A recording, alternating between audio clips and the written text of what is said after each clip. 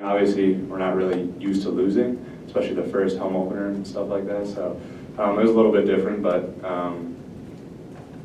it wasn't any different in the context of watching film and breaking everything down. And our coaches don't sugarcoat anything, so they tell us what we need to do, stuff like that. And I thought we had a great day of practice, defensively at least, and we came out tonight with more energy.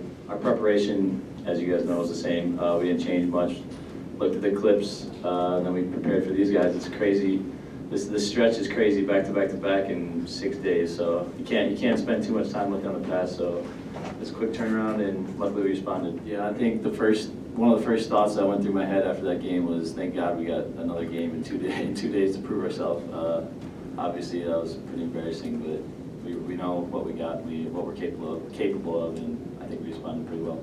Yeah, last game we were up 7 at half and came out those first 4 minutes. You want to come out those 4 minutes strong every game, and obviously I think we learned our lesson that you got to kind of put it on them, and that momentum carried us a little bit. But I mean that's a lot better to do that in the second half than what we did last week. Like I said before, our coaches do a great job of breaking down the film and showing us what we needed to work on. And I thought we had a great day of practice on the defensive end, and just the little things like staying in a stance and just being in gaps and stuff like that. And I thought we did a better job today, because you couldn't really get much worse than Friday.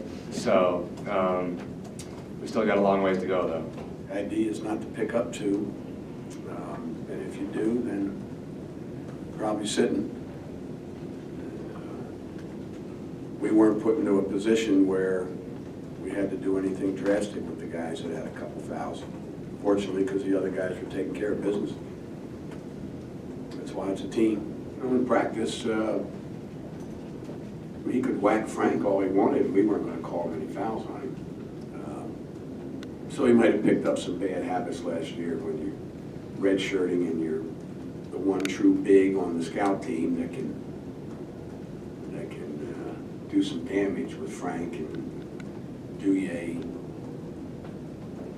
Sam, and Nigel. So yeah, he probably he's got to tone that down a little bit. After 44 years, if you think that some team taking a 3-point lead is going to have me panic, no. So therefore, why should the players? They're the ones playing, and they're the ones that have something to say about it. So I would hope they didn't. Or if they did and they played that well, then hey, let's have a panic party. Not a pity party, a panic party. Yeah, he seemed a little more focused. He was a little more under control. And that's what he's going to have to do. Sometimes he just gets sped up and struggles. Just go to speed limit. He thinks because they raised it to 70 on some of these highways that he's got to go faster at times. Stay at 65. We're going to have some nights where we're going to look pretty doggone good. We're going to have some nights where it might be. Are those guys impersonating Wisconsin basketball players? Might have a couple of those nights, but you got to work through them. A lot more games to play, and hopefully we'll be playing people where we can definitely learn from and get better from.